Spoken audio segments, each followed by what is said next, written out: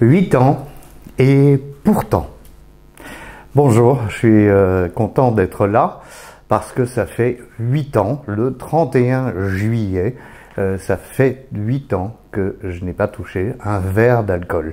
Alors je le célèbre avec vous, bien sûr, le titre c'est 8 ans et pourtant. Pourquoi? Parce que il y a deux choses dans ce « et pourtant ». Et pourtant, bien sûr que j'ai, et surtout récemment, toujours envie de boire, mais pourtant aussi, dans ces 8 années, j'ai un peu l'impression que je n'ai jamais bu, parce que ça fait pas partie de moi, ou ça fait plus partie de moi au quotidien, d'avoir ces choses qui passent par la tête. Donc je voudrais témoigner, non pas de la facilité d'arrêter de boire, c'est pas ça que je suis en train de vous vendre. Il faut quand même d'abord, arrêter d'être dans le déni. Il faut se rendre compte qu'on a un problème relationnel important avec l'alcool. Si on ne s'en rend pas compte, il est impossible d'arrêter. Si on minimise, si on pense « oui, bon, d'accord, parfois je bois trop ». Non, c'est pas parfois je bois trop, j'ai un problème avec l'alcool, donc quand je bois, je provoque des problèmes. C'est pas l'alcool qui provoque des problèmes, c'est moi. Ça, c'est la première chose à faire, c'est donc arrêter d'être dans le déni. La seconde chose à faire, c'est de se dire « oui, mais je peux attendre ». Non, il n'y a pas de raison d'attendre, parce qu'au plus on attend, au plus on consomme, au plus les problèmes surviennent, et au plus ça devient pathétique.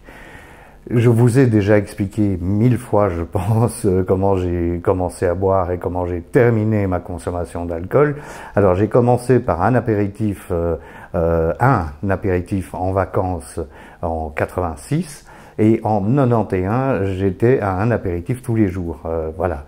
Donc il faut se rendre compte de la progression. Et puis de 91 où j'ai simplement pris un apéritif tous les jours jusqu'à 2015, le 31 juillet, la progression a augmenté pour finir par se compter par bouteille de pastis, en l'occurrence dans les premières années, et par bouteille de vin dans les dernières années. Donc, ce que j'essaye de vous dire, c'est que on ne peut pas nier qu'on a un problème d'alcool quand on boit régulièrement. Ou il y a deux types d'alcooliques, on va les appeler comme ça, si vous voulez, mais bon, on s'en fout. On a deux types de problèmes. Ceux qui boivent tous les jours, dont je fais partie, c'est-à-dire que tous les jours, il me faut un bon verre de peu importe quoi, du moment que j'ai l'ivresse, finalement, c'est ça la vérité. Et puis, il y a ceux qui se bourrent la gueule le week-end parce que la semaine, voilà, ils ne boivent pas. C'est exactement le même problème. Il y a deux choses qui se produisent, c'est que la fréquence va augmenter avec le temps. C'est pas moi qui le dis uniquement, je veux dire, on est des millions à avoir connu ce problème sur la planète. Il y a plein de professionnels de la santé et d'associations, dont les alcooliques anonymes, qui peuvent témoigner de cette progression de la consommation, de l'augmentation des quantités et de l'augmentation de la fréquence. Donc, j'ai pas dit que c'était pas compliqué d'arrêter, mais une fois qu'on a arrêté, on s'aperçoit, il faut tenir les quelques premiers jours, on s'aperçoit d'abord que on voit la vie immédiatement différemment, parce qu'on est moins en colère en permanence, c'est-à-dire que moi j'étais en colère en permanence. La deuxième chose qui se passe, et ça mon souvenir à moi, c'est qu'en 2 semaines de temps, tout mon système digestif qui était HS, complètement HS, s'est remis à fonctionner normalement. Donc on voit tout de suite le bénéfice d'arrêter l'alcool. D'ailleurs, chaque année, il y a, que ce soit en Belgique, en France, au Canada ou partout dans le monde, des mois sans alcool. Il faut essayer de réussir à faire ce mois sans alcool, si vous ne l'avez jamais fait, parce que comme ça, vous vous rendrez compte à quel point c'est un véritable bénéfice.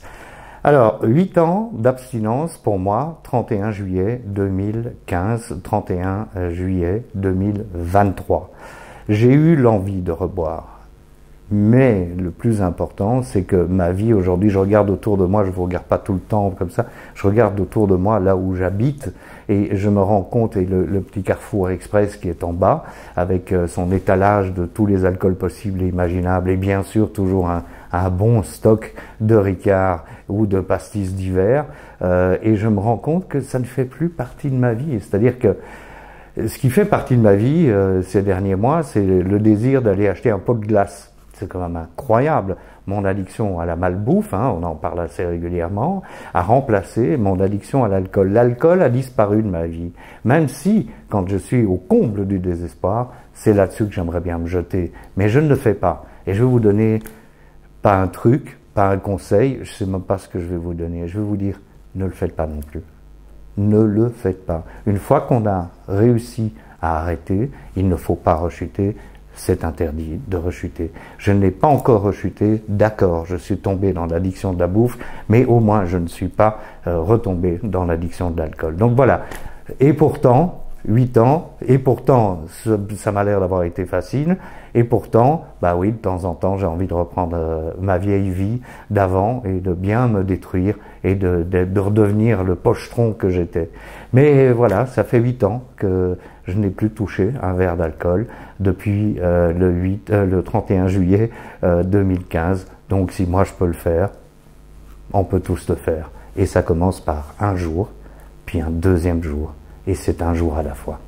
Je vous souhaite une bonne semaine. Merci pour votre soutien. N'oubliez pas de vous abonner partout où c'est possible, de cliquer sur suivre et surtout de cliquer sur partager pour qu'on soit nombreux à partager nos expériences. Merci beaucoup. Au revoir.